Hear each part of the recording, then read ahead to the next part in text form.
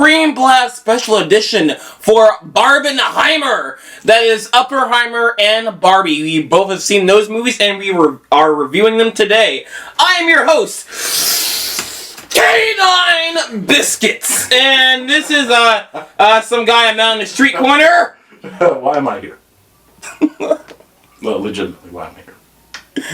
At democracy! Someone please help me. I've been stuck here for hours.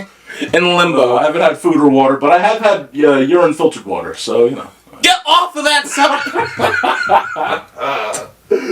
Oh my god, man. Yeah, but, this was, this was quite a quest. 5 hours of movie making. I don't know if it's called a challenge. It should be called, the Barbenheimer challenge, because a lot of people are seeing both these movies in one day, and that's 5 hours of your ass in a theater seat.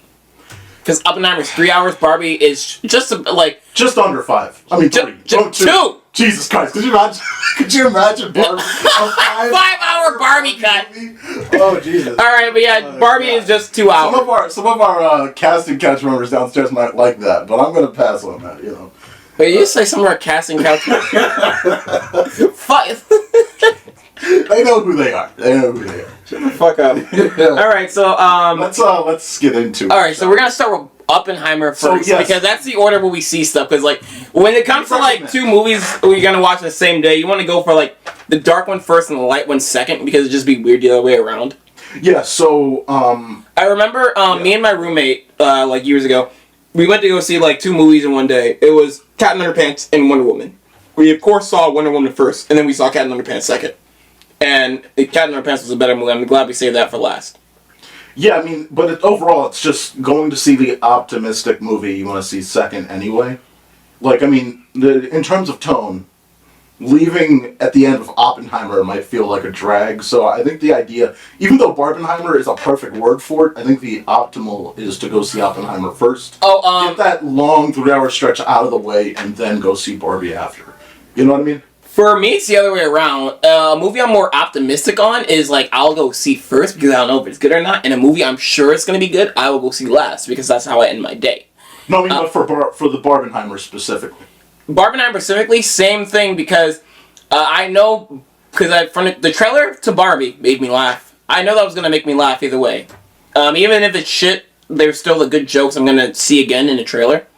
Oppenheimer, I don't know what it's going to be, and all I remember is I did not like Tenet that much, and that is another Christopher Nolan film. So you were less interested in Oppenheimer? I was optimistic. I was interested, but I wasn't sure. I was just very optimistic, but I was sure.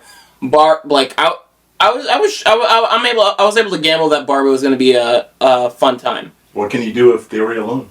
Huh? What can you do with theory alone? I mean, there's also the chance, back then when we saw that double feature of Wonder Woman and Captain Underpants, that Wonder Woman would have been great and Captain Underpants could have been an absolute shit show. Thankfully, it wasn't. Yeah. It was probably one of the greatest adaptations ever made. God is gracious with. Absolutely. I just, long story short, I just recommend watching the serious movie before the fun movie so that you leave on a positive note overall. And you definitely feel better than... Well, don't watch the atomic bomb movie last, guys. Just don't. That's just simple. Obvious. Don't watch the movie where a bomb is going off and government shit is related to it. And now, our feature presentation. We're in a race against the Nazis. They have a 12-month head start. 18. We've got one hope. Our nation's best scientists working together here. Secret laboratory. Keep everyone there until it's done. You're the great improviser, but this... you can't do in your head. This is the most important thing that ever happened in the history of the world. 5. They just fired a starting gun. The president needs to know what's next. 2. What's next? 1. In theaters July 21st. So let's start with Oppenheimer. Do you have some pre-theater thoughts? Before, let's talk about that. So, long story short, before Oppenheimer, what I would say is I was optimistic because Chris Nolan is probably one of the best filmmakers out there. Tenet was a weird one because it just had really good special effects, but the story itself was very bland, very slow paced and boring to me. but you got to give it up for the guy that makes the Dark Knight trilogy. You got to give it up for the guy that made Inception. Interstellar was interesting. You know, he's made movies that are awesome and legendary, and you know, he leaves an impact on your brain, at least at the end of the day. So, you know, yeah, when you get to this point with Oppenheimer, it's like, all right, he's dealing with history, the atomic bomb. I'm up for it, you know. So, yeah. But did you have anything else to say before we go into sort of the detail that I had working for this? Not really. I already said I was like optimistic for a movie because like, I kind of just I shared the same thoughts. Yeah. I didn't really care too much for Tenet. I don't remember much from the Dark Knight movies. I gotta rewatch those, but like I do remember they were good. I never watched the Dark Knight movies on my own time. I watched them all in school. Wow. Funny. Okay. Interesting. I wasn't a big Marvel movies wasn't hitting off big around that time. I got into superhero stuff when Marvel moved after the Avengers. Gotcha. After the Avengers, I got into superhero stuff. Yeah. But I remember those movies were good. Yeah, and you never saw Inception. I definitely think it's a watch. It's definitely you know. For every time I saw a trailer, it looked cool. I never got into it, and then like I remember like when the Doctor Strange trailer came out for the first movie, people were like, hey, it's that Inception special effect. That's right. That's right. So yeah, let's run through Oppenheimer here. So this is a movie that was written and directed by Chris Nolan. This guy has been thinking about making this movie for 20 years, over 20 years. And he started scripting this thing immediately after Tenet production. Yeah, this was on his mind. He was very inspired by a book that was written about Oppenheimer. And by the way... and that book came out in like 2005? Yeah, absolutely. So my running theory is that he really wanted to go after this because he was already looking at like black holes in Interstellar. You know, he was really looking at the theories that Oppenheimer was getting to. The man loves science. He loves science. He really likes making people think in his movies, which that makes it like a either good or bad potentially, depending on how much he puts into it. Yeah, it makes him like a certain. It makes him like an acquired taste. 100%, 100%. Because you know you're not going into a movie that runs for 3 hours long and just saying, "Hey, everyone." That's why, by the way, this movie did make a lot of money. But if you notice, between the Barbenheimer trend, about half the people that went to see Barbie went to see Oppenheimer. So not everyone jumped over immediately and saw this because this movie is definitely, like you said, it's an acquired taste. It's specialty. You know, it's a certain type of movie, clearly, and I think a lot of people just said, "Oh, I'll pass on it," and some people said, "Yeah, this is my type of thing," you know? Yeah. Yeah. But this thing had a budget of $100 million. It was, it stars Cillian Murphy as Robert Oppenheimer, and before I get into this, the music was composed by Ludwig Jorgensen, and this guy also worked on Tenet. What I do want to bring up, I just want to say, this guy has minimal special effects. That was his plan for this whole thing.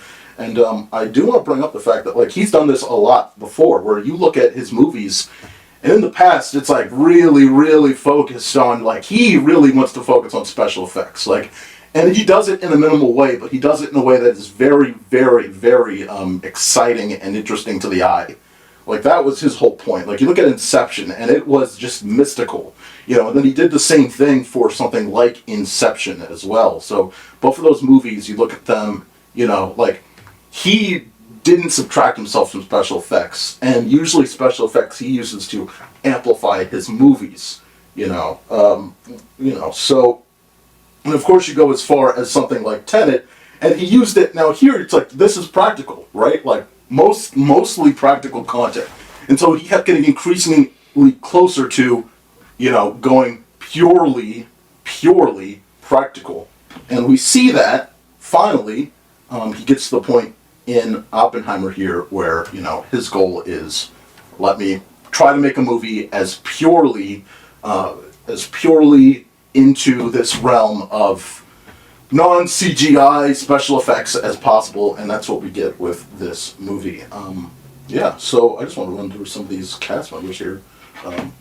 Really, really big deal. So where is my... Super suit. Did I not?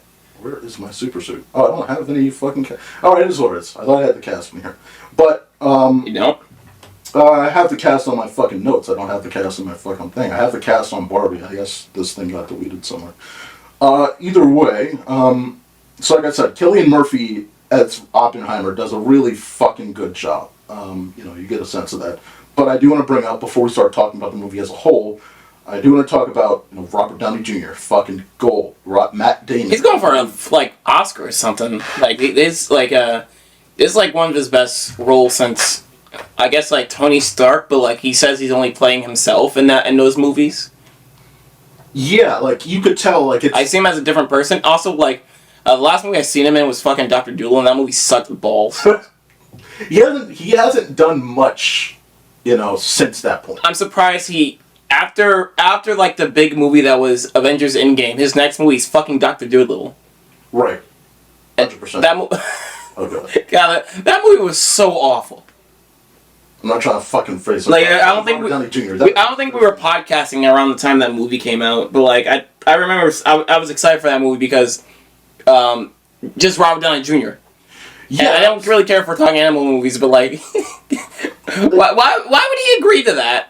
It was so bad. Well, I think he thought that it was going to be a magical adventure type thing, and the CGI did not sell that as well. Maybe that's the thing. He's trying to overact, and it did not work. Also, we're all waiting for Sherlock Holmes 3. At some point it'll be around, but, that's the one thing that we're also waiting for, and at some point we'll get to it. Let's talk about Oppenheimer, actually. Let's get into this movie. Mark, what do you think, post-point, what do you think about this movie? 4.5 out of 5. I forgot I felt that way. I think, because the length of a movie is, the movie is really long. And what I'm excited for is the part of the test explosion, Yes. What you see in the actual explosion. The trailer promised you a big explosion, and the movie does deliver. And I knew I was gonna get that, and I got that. And then after that, there was an hour's worth of more story, and I was I was just thinking, okay, it should be wrapping up about now. We got the main event. And it was it was still going. And I was I wasn't ready for more story. But it's not bad, so alright, okay. And by the end of it, I was just I was tired out. I was just tired out, man. It's mainly the movie's length. Also, I came back from a work day, so that probably has something to do with it too. But after having more time to process everything and appreciating more of what the movie does, I like it more after the fact. I'm not going to ever probably not for another couple of years, maybe a decade. I'm not going to rewatch this movie anytime soon. I have no interest in rewatching. But I recognize that it is a good movie, and because the acting is phenomenal, the cinematography is phenomenal, and who's plays Oppenheimer?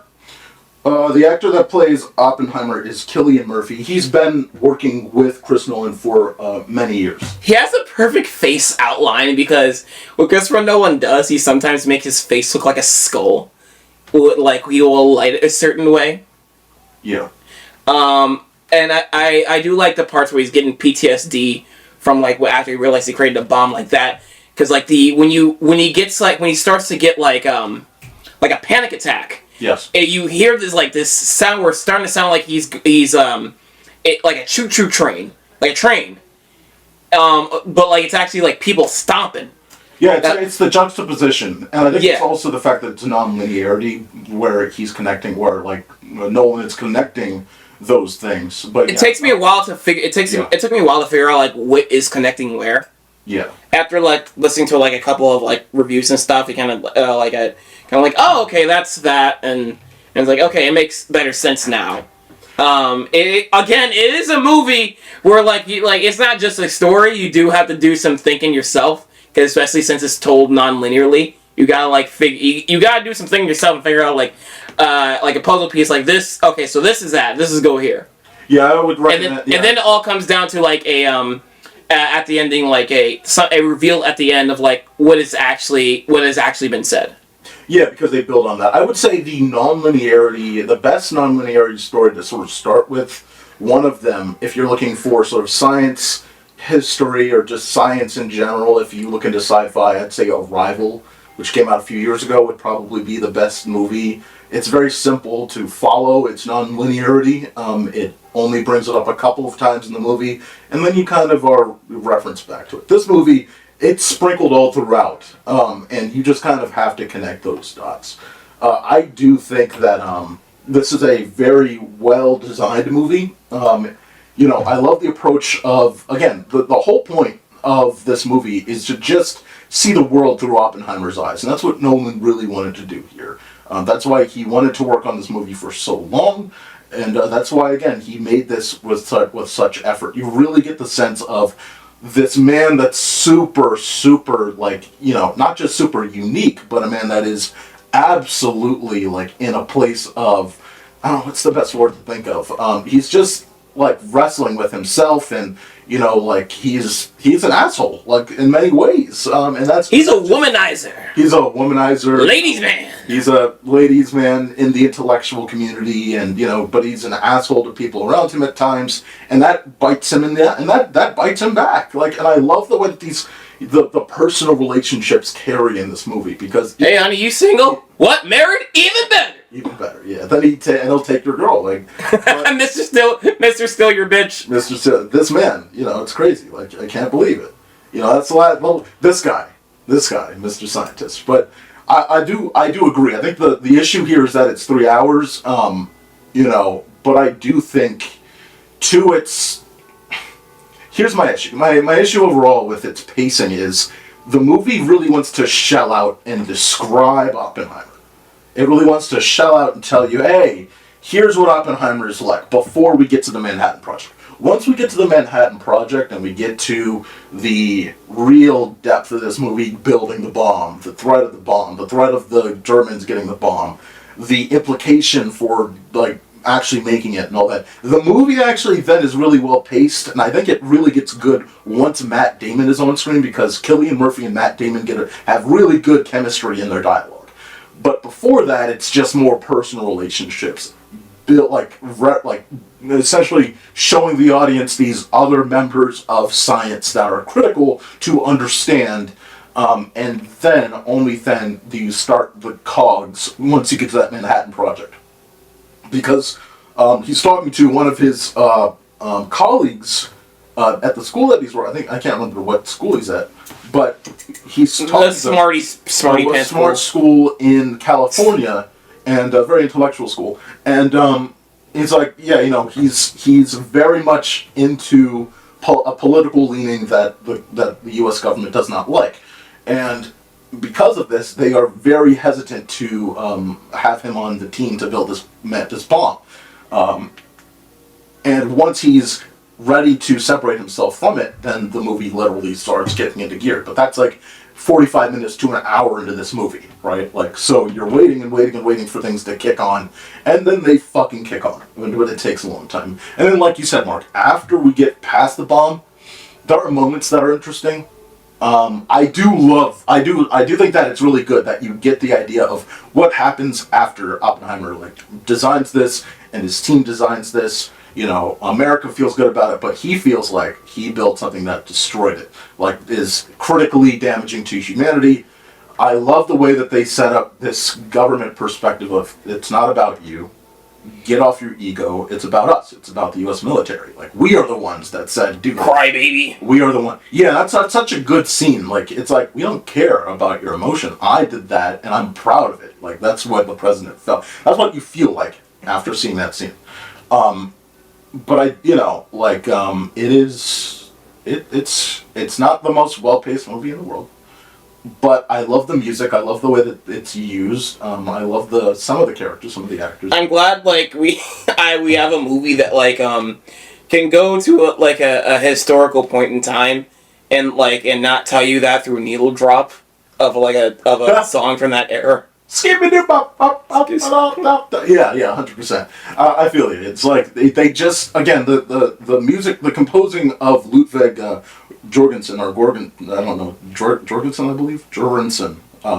He did a really good job. So, as usual, Tenet, Inception, even like the Dark Knight trilogy, really good music that doesn't really set for a time period necessarily. It's just really good overall.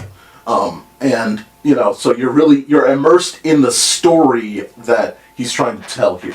Yes. You know, and again, I think it's excellent filmmaking, but it's nothing like, I wouldn't say it's like revolutionary.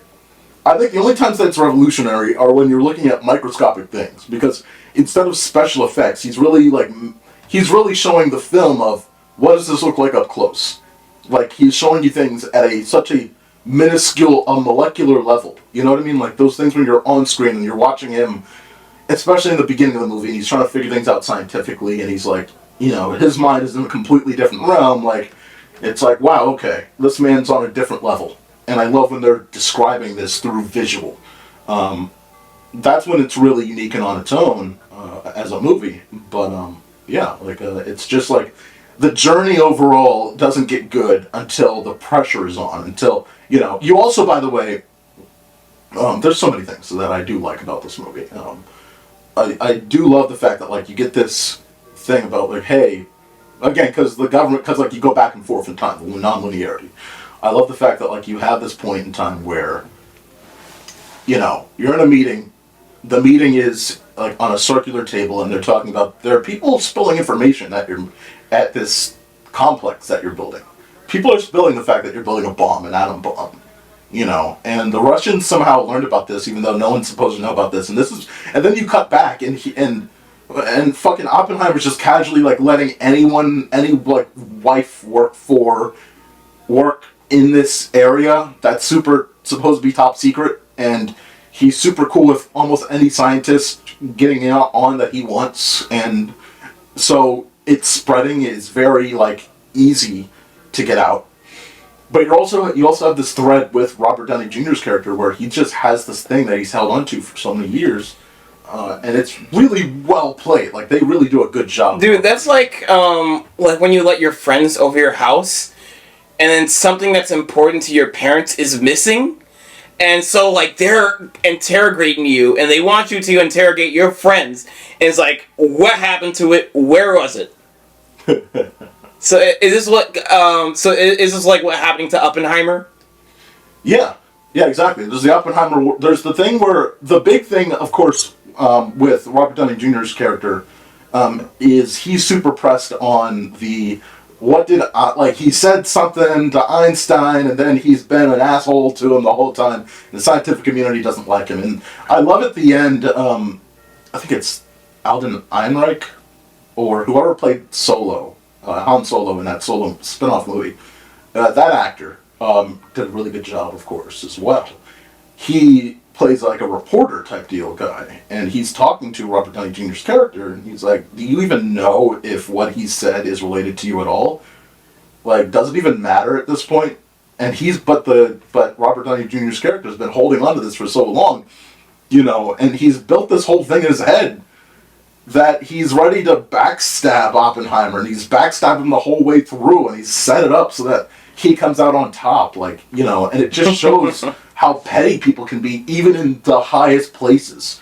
You know, I mean, you had, by the way, a point where he's like, he asks about who supports something, and it's like John F. Kennedy, and it's like, ooh, that's scary, because of course we know a couple, like not too far in the future, like a Massachusetts senator says that he didn't support Robert Downey Jr.'s admission into being on the cabinet, and you learn that it's John F. Kennedy, and it's like, is this the beginnings of the seedings that got him killed? And it's like, you don't know, but it's implied that way. So I love the threads that we get in this movie, because that's just the pettiness that, you know, through personal relationships, and how one bit of communications can fuck it all up. Like, I love the way that they thread these things through. So it is a well-crafted movie through dialogue. It's just that sometimes it loses itself overall. What was your rating for this movie? I do still think it's a 5 out of 5. It's just that it's 3 hours long, and it's, you know, like, for me that's the reason it's a 4.5 out of 5. Yeah, like that's the whole thing, and I do think, like, you know, like, I do love, like, the whole, like, family relationship thing. Like, yeah, like, he's a man that would naturally be misunderstood because he misunderstands people around him, and he treats them in this way that is very strange. but he's thinking at a molecular level most of the time. He's thinking in this careless way about humans and more about just the science. You know, he's more like a mad scientist. He's not crazy, but he's not really focused on the right things all the time. And so, you know, when he's going around and he's just casually jumping right into getting into some woman's pants, even though he has a wife and a kid, you know, it's kind of careless. It's obviously careless. You know, but I love the personal relationship situation here, where it's like, you know, his interactions with people lead to things further down the line. You know, and the U.S. government situation, their relationship to how he impacts things. He is one of the key reasons why he tries to hold America off on going into building nuclear arms. He does not want this arms race. He tries to go against it, and the U.S. military is not for that. So, again, I do appreciate everything that he's trying to say here, and I think that it is all executed in great cinematography, in great dialogue, with a great score, and great acting. I just think that it's 3 hours long, and it just drags. Yeah, that's this whole thing. I think it's a great movie. Like, it explains like that story the best way it could have, and like maybe the runtime was perfect for it, but like it takes off the rewatchability for me. Like, look, I'll take this over that Ashton Kutcher Steve Jobs biopic, where it was, I think, like... I've never seen that, thankfully, I never will. Yeah, it was like 90 minutes long, I think, under 2 hours, and they tried to blow through most of Steve Jobs building Apple all the way to, like, from 1980 or 1970s to, like, 2000 in 2 hours, and it's fucking shit. I wonder if there's any good Walt Disney biopics that show him smoking. If we're being anti-Semitic, I wonder. You know, yes. You know, he's an asshole. I want that represented. Yeah, I think that's where they should do it. People have the internet; they can find out the truth about Walt Disney easily. Yes, indeed. Yeah. So, guys, before we move on to the second half of Barbenheimer, I do want to bring up the fact that, again, you can, if you have questions, topics, ideas, and more, you can go to ScreenBlastPodcast@gmail.com. Send us any of those things. Subscribe to us on YouTube or your favorite podcast service, and we would very much appreciate it. We need the support. We're just trying to kick things down the curve, trying to keep ourselves successful. So again, ScreenBlastPodcast.com for topics, thoughts, ideas, questions, and again, that's for the ScreenBlast, which is streaming content, for Blasting Turboports, which is our gaming content, for Cartoon Chat, which is for animation-based content, and here on the ScreenBlast podcast. And that's where we'll wrap it on talking about Oppenheimer. Let's move on to... Let's see if this actually will work here. Darling. Shh. If we're quiet, maybe she'll go away. How are we doing this again? None of us have working junk. Shut up and rub my lump. I love rollerblades. Where are we going? Barbie Land. What? Mom, are you really gonna let Barbie take you and your tween daughter to an imaginary land? Yes, and you want to know why? Because I never get to do anything. I didn't even go on that cruise I won at your school raffle because I didn't have enough vacation days and your dad's allergic to sun. Oh, what about that? All right, time for the second half of the Barbenheimer special here. Let's talk about Barbie. All right, let's jump into Barbie here. Now, Barbie was written and directed by Greta Gerwig. It stars Margot Robbie as Barbie. This Barbie, by the way, this movie was announced back in 2009. And film rights for this production shifted from Universal first, jumped over to Sony mid-decade, and by the end of the decade, in 2018, it went to WB, who obviously then made this magical thing. This is a big IP. The other studios didn't fucking want this? Well, it was still in production of different people. Greta Gerwig didn't write this until 2020, I believe. And I'm talking about the IP itself, though. Yeah, I mean, you know, it's weird. It's weird how things go, but WB had it. Of course, the whole dilemma here with the reason why Barbenheimer is lined up is because Warner Brothers wanted to compete against Christopher Nolan, who worked with them for years, and then he said, hey, you wanted to put my movie on streaming? Fuck you. I'm leaving and going to, where do you go? Universal. So, you know, because of that, Warner Brothers was so annoyed that they said, all right, we can compete with you. We can easily compete with you, and we're going to do that in the theaters. And so here we have Barbenheimer, and all right, so but WB has a response for the fact that, you know, Chris Nolan wanted to just, you know, try and find his own way there, and both of them made money, so it's all fine in the end. all right, yeah. So With Barbie, it's Barbie usually has some it's known for a lot of, in terms of media, a lot of direct to video, kitty. A lot of movies. Yeah, a lot of direct to video kitty movies. I think the one the most popular one is Barbie's Horse Adventure or something. I don't know the names. I don't care. But, yeah. I know there was one with a horse. I remember seeing commercials for some. I'm never into Barbie. I'm very masculine, manly man. Sure, Mark. Sure. It's good news. But I remember seeing commercials for all this shit. That's my exposure to it. Right. And even for the fucking video games and the movies, I remember seeing commercials for the DVD specials and shit. That's my only experience with Barbie. So I don't care for this IP.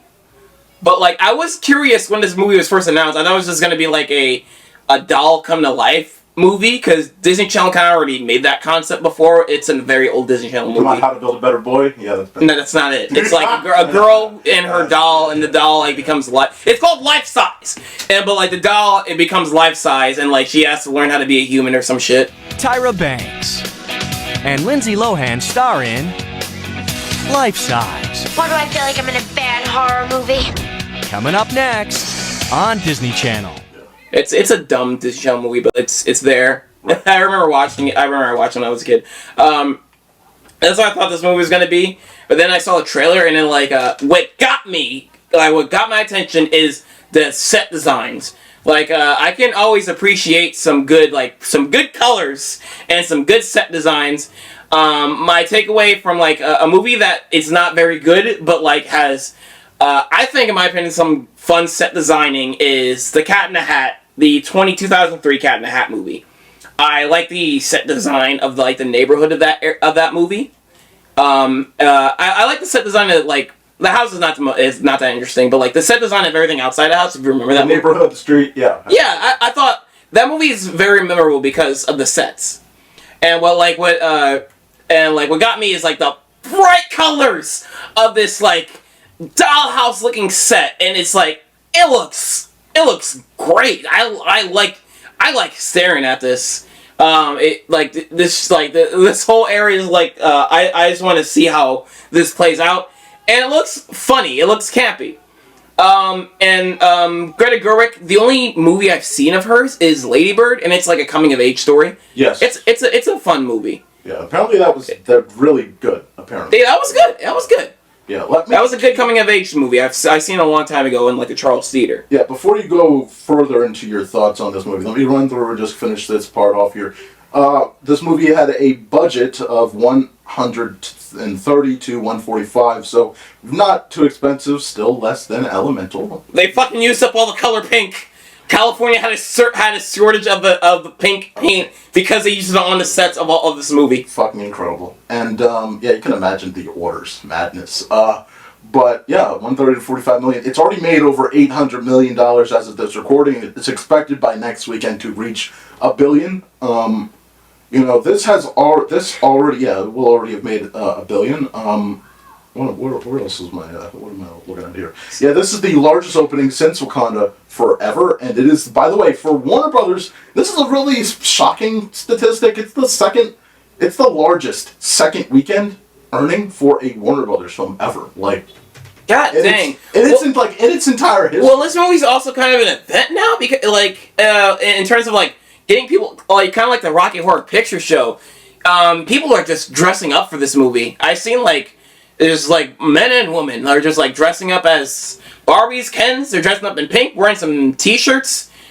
I mean, if I knew how good this movie was before I went into it, I would have gotten a t-shirt of it myself. I'm not gonna. I'll probably rock the Barbenheimer t-shirt I've been seeing memes of. I'm not going that far, but I mean, Barbenheimer, sure, yeah, absolutely. But I don't care about Barbie. I do care about this movie. I mean, you seem to love this shit, but I think it's fine. So you want me? Do you want to go ahead or So before we do this, let me get into the cast. I know we're going to talk about the movie. Yeah.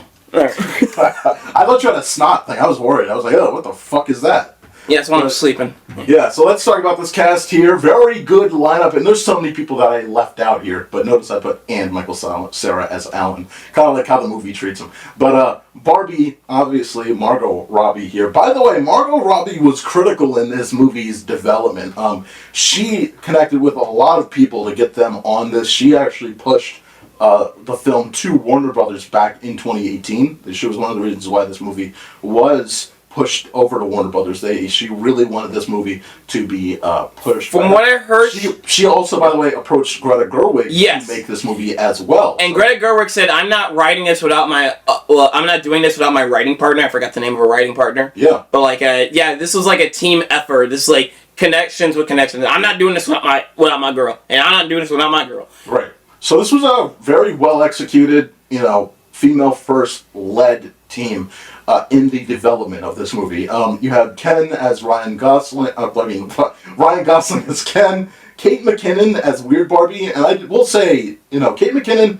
She was one of the members of the Ghostbusters 2016 movie. I think, again, this is the whole point. Put her in a better movie with actual concepts that are interesting, and she's a really good actress there. Like here, I think she's great. She's like a standout here. Simu Liu is Ken, of course. Got Shang-Chi. Yeah. Will Ferrell back again. He's a comedy pick. And America Ferrera as Gloria, and Ariana Greenblatt as Sasha. As soon as in the trailer I saw Will Ferrell was the CEO, I was like, okay, this is probably going to be funny. If they write it correctly, it's going to be funny, and like.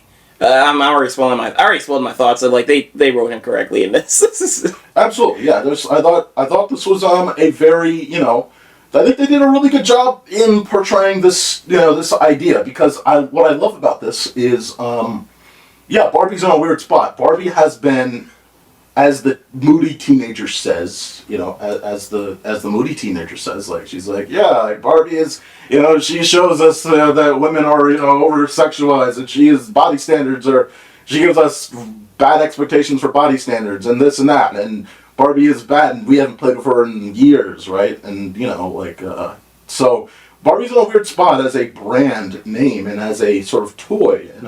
Is it as relevant as it was in its past, and what is its purpose in the present, right? And I think this movie does a really good job in tackling what is its purpose in the present, how can it be adapted now, and what does it mean for people that are just older already. I think that's the real thing. That's the real reason why this movie makes a lot of money, is a lot of parents, a lot of mothers, a lot of older women, grandmothers, mothers, aunts, they went to see this movie. I think that's a big attraction here. It's a very smart move to make this movie like for an older demographic, because it also makes the most sense, because you already have plenty of Barbie movies for little kids.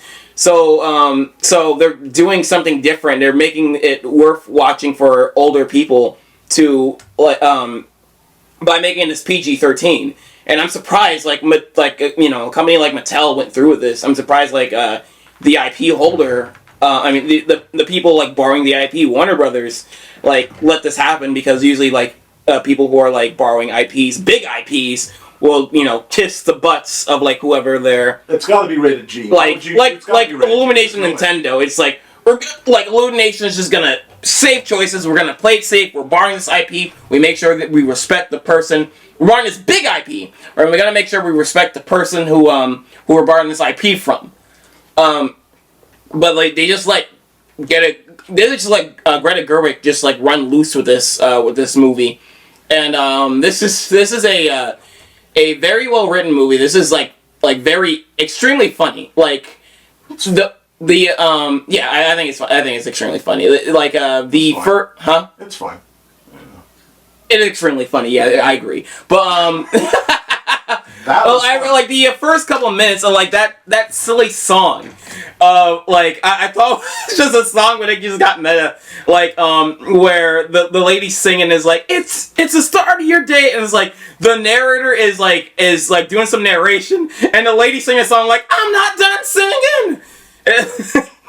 It went from everything is awesome to, this is meta. Okay, they're doing a little more, again, you look at the beginning, and it was very much a Lego movie, but it was different. They did enough to make it a little different. Yeah. And then you really get into the ideas of all right, these characters, Ken, and I do think it's weird because this movie, you know, like as much of it is a Barbie movie, it is a significant Ken movie as well. Without Ken, in fact, that's the fun. That's the fun part. This movie is more Ken almost than Barbie at times. Like Ken makes a really big impact here, and I think you know, like it's very interesting the way that they do Ken. I don't think it's bad. It's just like you know, it's. I thought it was funny, especially the way. Damn it! I forgot the actor's name.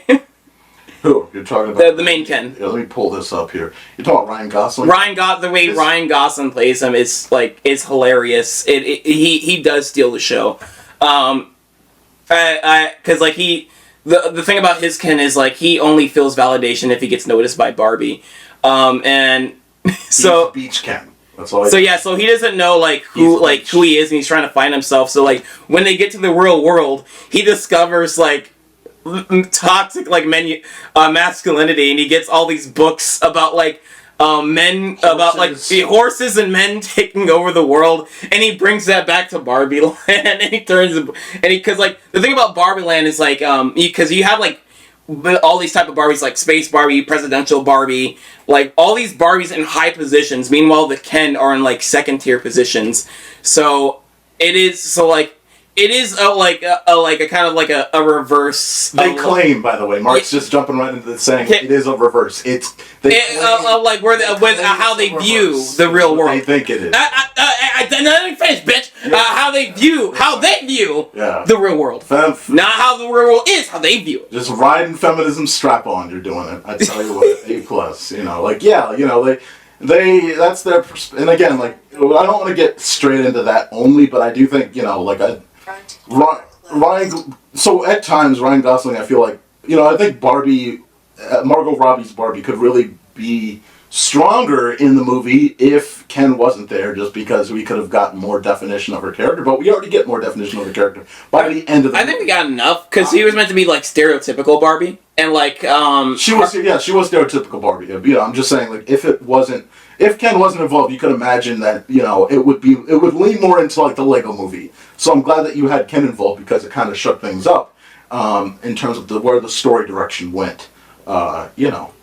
By the way, it was very interesting. It probably would have been more like that Disney Channel movie I mentioned, Life Size. Yeah, you know. So, by the way, it is interesting to see the villain of Secret Invasion. I don't have him up here, but it was very weird to see him in a super positive role. I'm so glad the series ended before this movie came out. I would not be able to see him in a threatening No, you saw it after. No, the series. That's right. It came out the weekend before the series ended. Yes. Yeah, so people hypothetically saw this before the end of Secret Invasion, which would have made it tough to make it even tougher to believe. I mean, there's a lot of problems with Secret Invasion. You keep like the Marvels take place after Secret Invasion, and Secret Invasion has like a tone where it's like dark and stuff, and then you see the Marvels, and it's like, hey, it's jokey. Nick Fury's there. Look at him. He's fine. This takes place after Secret Invasion, and he's just fine. But I'm just saying overall, the main villain of Secret Invasion plays off as, you know, it's like, as an actor, it's like weird having conflicting roles, basically. Yes. What I'm saying. The tone of those two roles is completely different, and he's playing this guy that's like very goofy and jokey and all that, you know, very like elementary as a mindset, this character.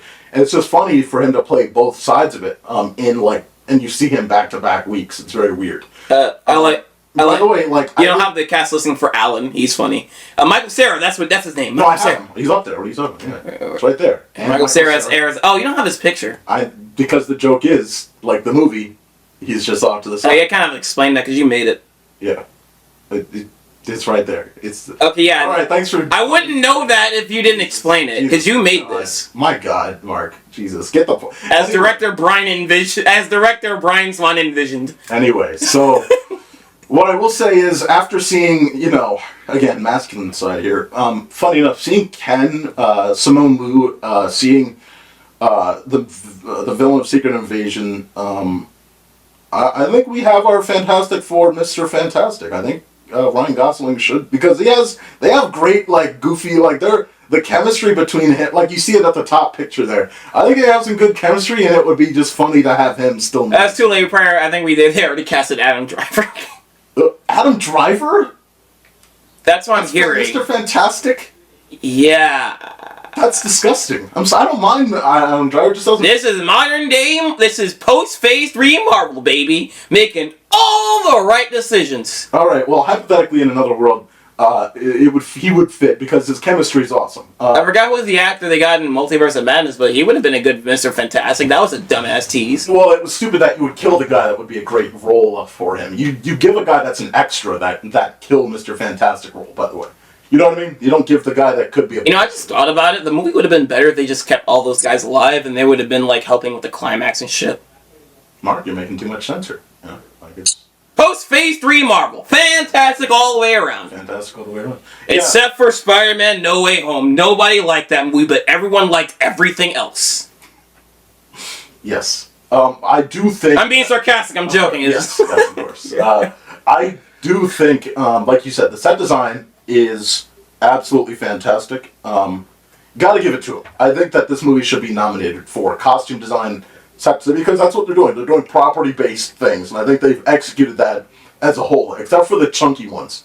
No one wants to play with a chunky Barbie. I don't give a fuck if you set a couple of chunky people in this movie. No one's playing with a chunky Barbie. Get the fuck out of here. But outside of that, set design, A+. I like the references because this movie is like very informative, kind of like in terms of like the history of the costume design. No, of the history of the IP, kind of like the Lego movie and the Lego Batman movie and the Spider-Verse movies.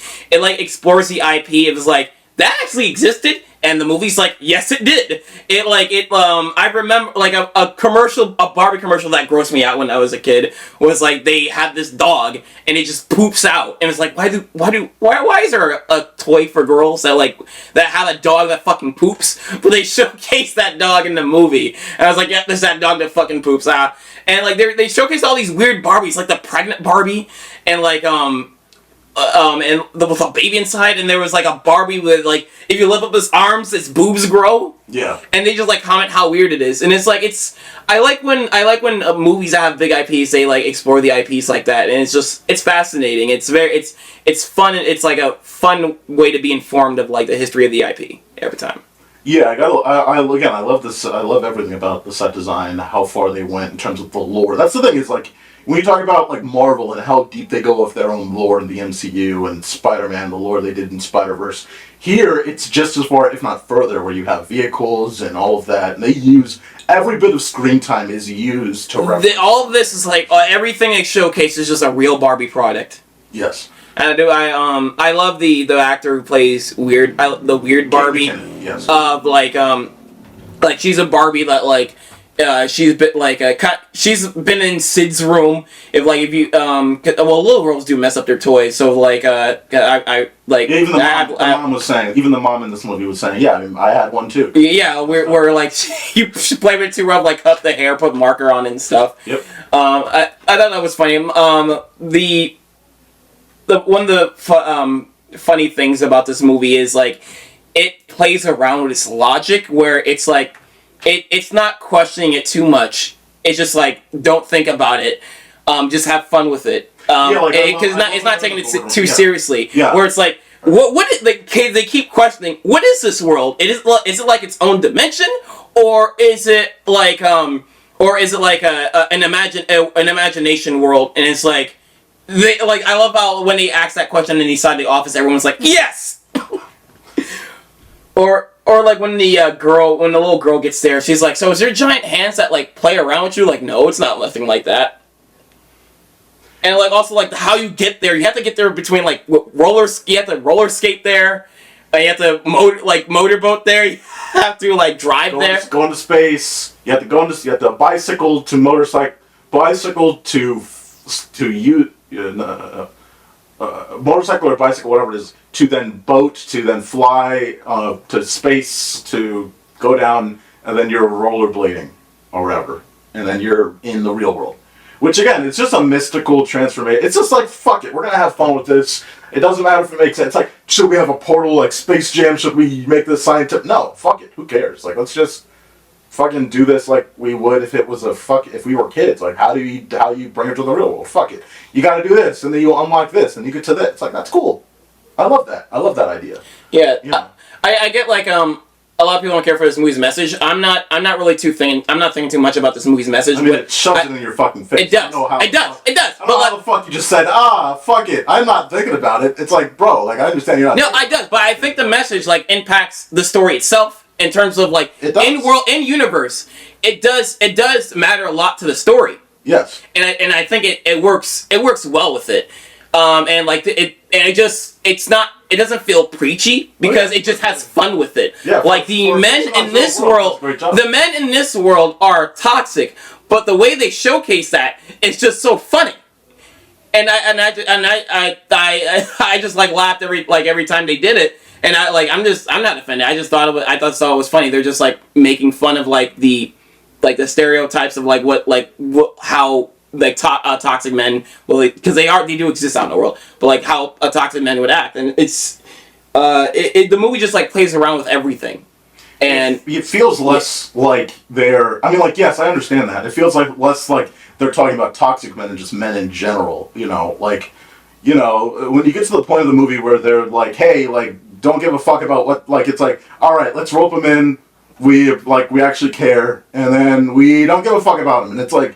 As a joke, that's funny as fuck. But they treat it as if it's all men, right? And then you talk about the real world. It's all masculine. It's all real. It's all fucking men based. So it's like that's not real. You know, that's not fully real. But the impression that it's all Ken. And it's not just that part, yes. But I'm saying also in the real world of Barbie, which they give the impression is real, right? Like. You know, when when the parent is in Barbie Land and making this big speech, she's making a big speech as someone that's from the real world, like as if men are the ones that are holding them down entirely, right? Like, and you know, it's like, okay, fine, but I just felt like, again, you want to make it simplistic, sure, you know, and again, if that's the tale you want to tell, like you guys are I understand.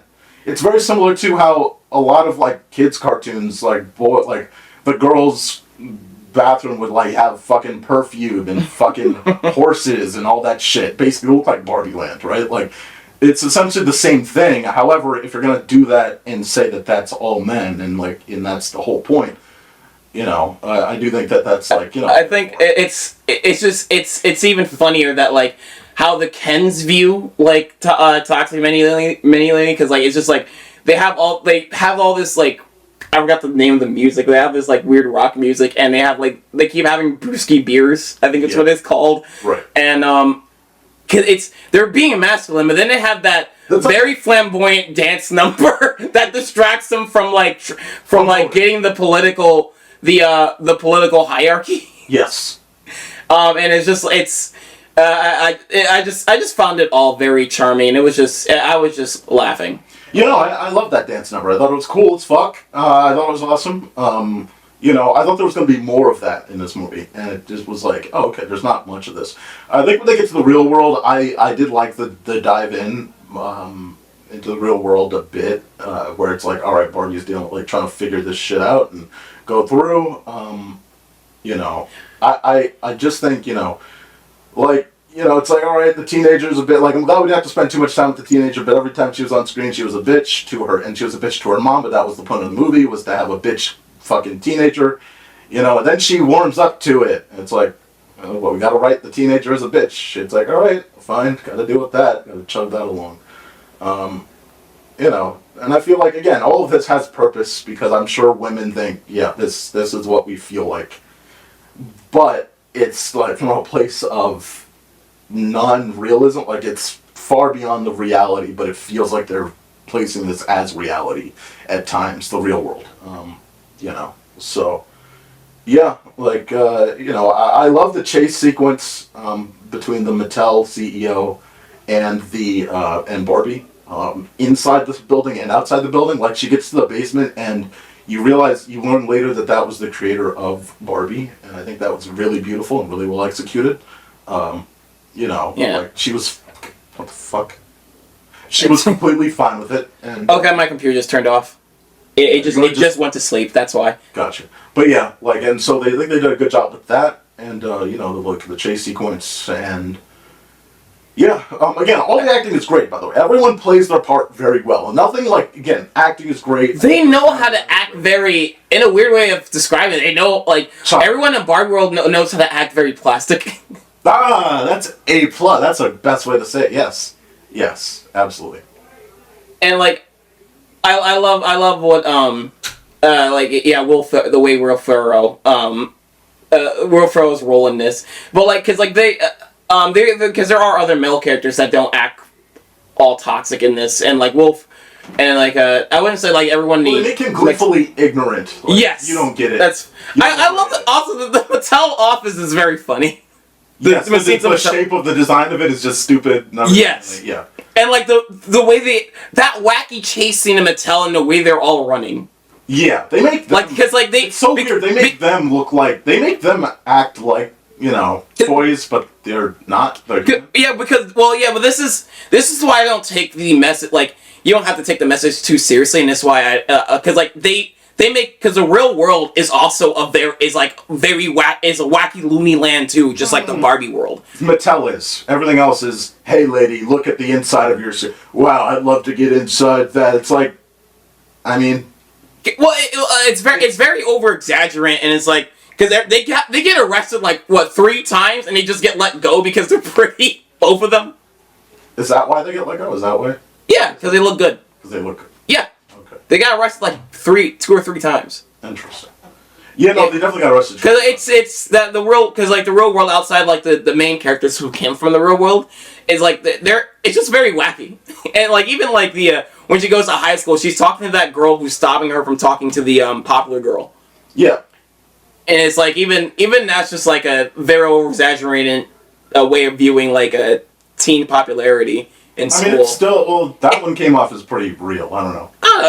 It was still funny. Did you forget high school at all? Like, I guess. I don't know. I never been a girl in high school. You need to be a girl. I was like pretty obvious. I don't know. I thought it was pretty. I feel like you're thinking everything in the real world in this movie was like faux real, but it was telling a lot of points of being like, hey, men are this.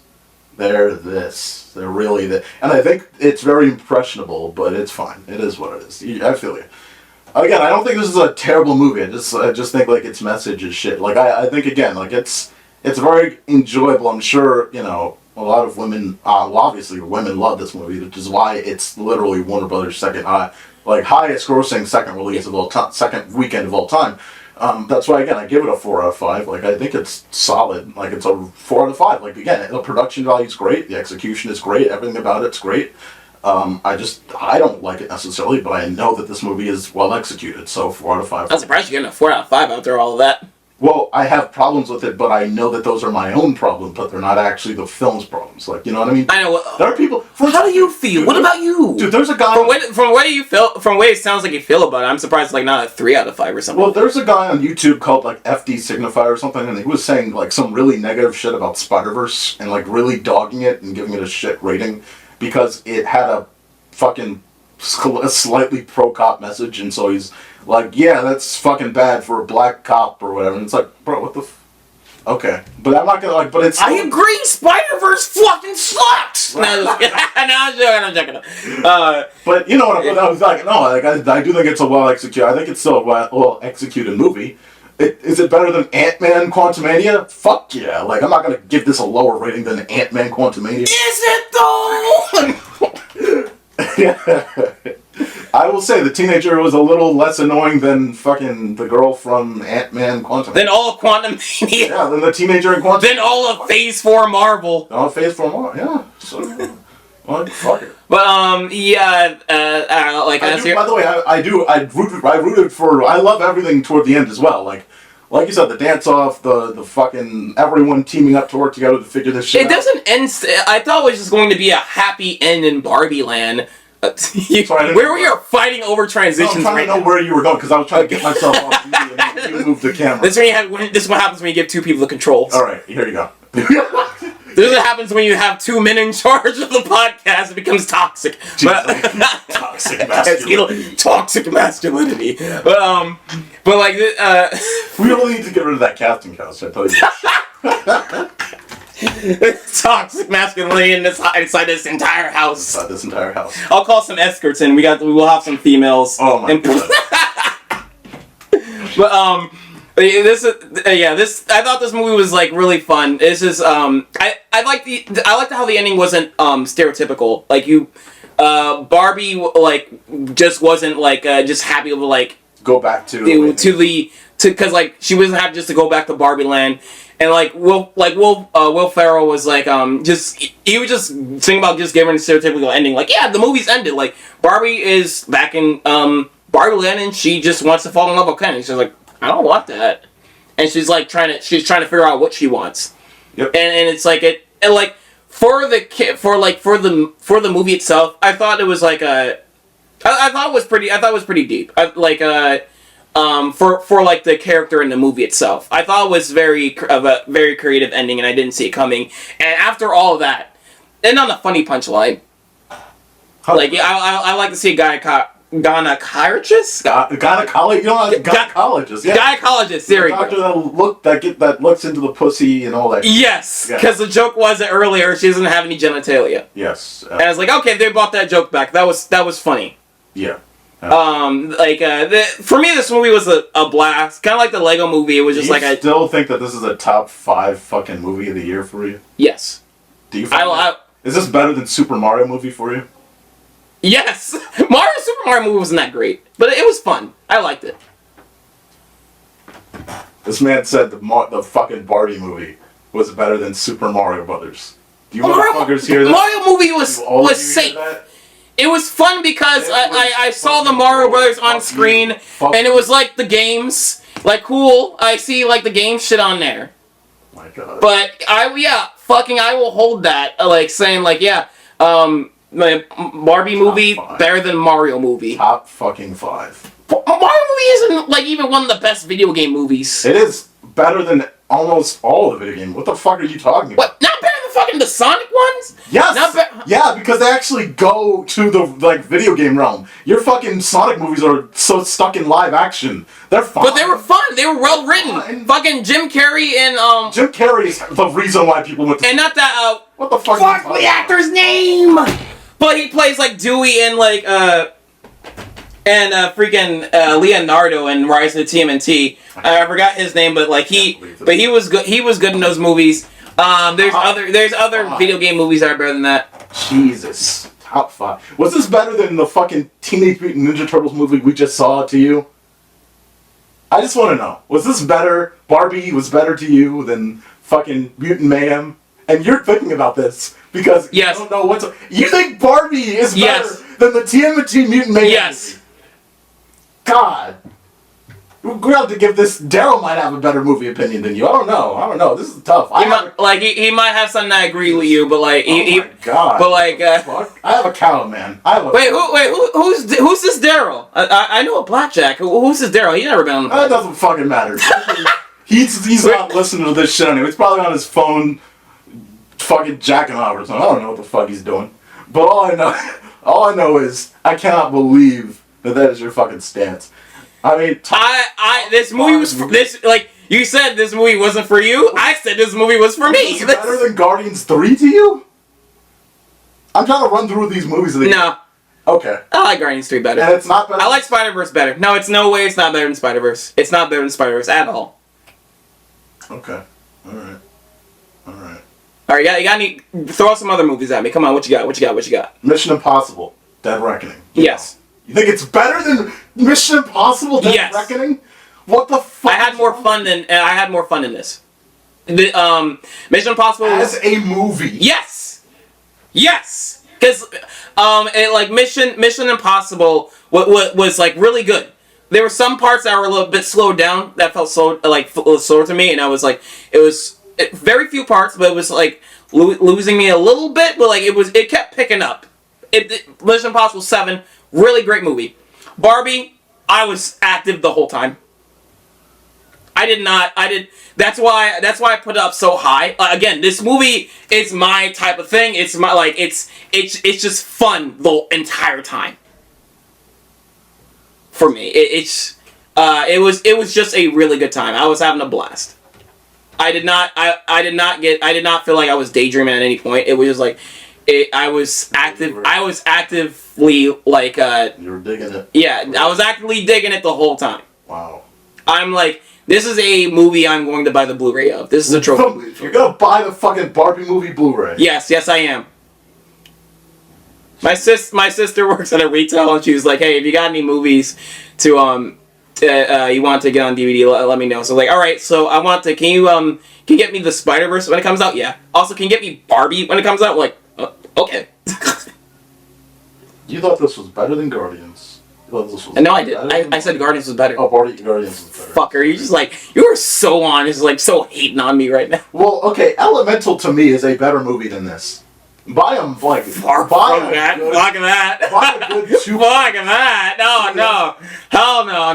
That is way below. This Elementals is way below Barbie. See, I was nice. I was like, I'll give this a 4 out of 5 out of respect. Now I feel like knocking this down a peg because of this dumbass opinion. I don't know what the fuck you're. Go ahead, do it. Again, it's not going to be for everybody. You, the viewer watching this, you might not like this movie. It is very like it can be preachy, and I'm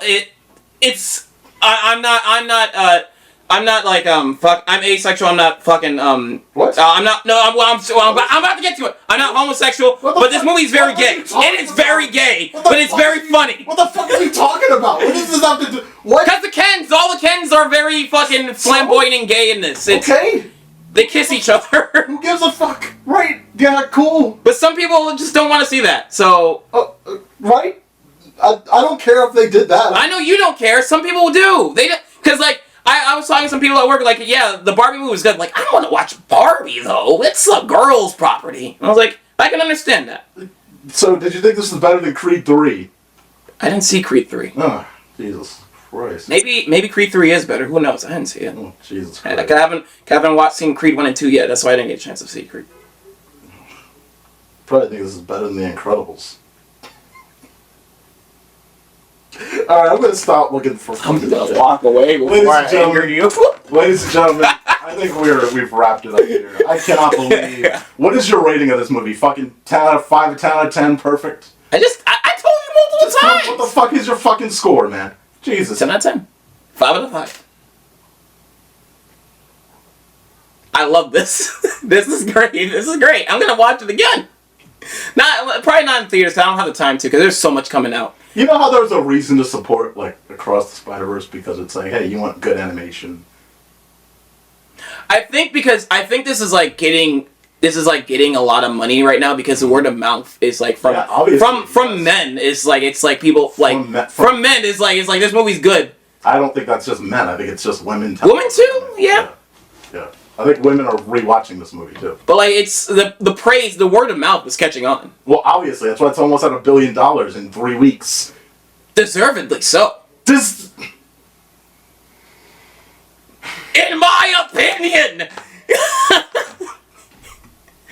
You probably think the Little. Well, no, you saw the Little Mermaid. I walked out. I just can't. I don't walk out of bad movies. I walked out of Little Mermaid. I can't believe that you walked out of Little Mermaid and then. This is nowhere near Little Mermaid. Shut the fuck up. This is nowhere near Little Mermaid. I fucking love Barbie. In fact, I'm gonna play with a couple Barbie dolls once I'm done with this fucking review. Fuck yeah, I'm a fan now. Let's go get some Barbie. Ah, my chair broke.